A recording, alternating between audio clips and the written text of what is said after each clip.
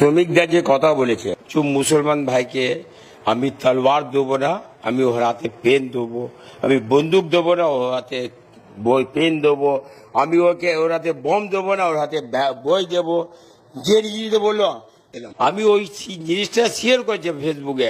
আমাকে শেয়ার হয়ে আমাকে বলছে, লিখে দিয়েছে, আমাকে ফোন করে বলছে আমার মুসলমান ভাই, কিছু কলকাতা, কিছু হাবড়া, কত কিছু আমার 24 পরগনা, মানে ক্যানিং, লক্ষ্মীকান্তপুর, এখানকার লোক বলছে আমাকে যে দাদা এই বা অবস্থা যদি থাকে আমরা নিশ্চয়ই ভোট দেবো বিজেপিকে।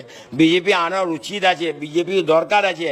যে লোক শ্রমিক ভট্টাচার্য যেরকম কথা বললো, রাজ্য সভাপতি যে কথাটা বললো, আমরা মনে খুব লাগলো, খুব খুশি হলাম আমরা যে না নিশ্চয়ই আমরা এইটা চাই যে এরকম কোন নেতা তো আমাদেরকে মিলে মিশে থাকতে আর মিলে মিশে আমাদেরকে দেখে আমাদের রাস্তাতে আমরা ছেলে যে নষ্ট হয়েছে ছেলেকে বাঁচিয়ে দেয়।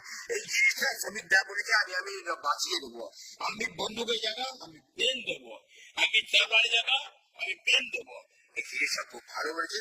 এই জিনিসের কারণ আরে ভাই মুসলমান ভাই ভোট দেবে দেবে দেবে আমি বলছি।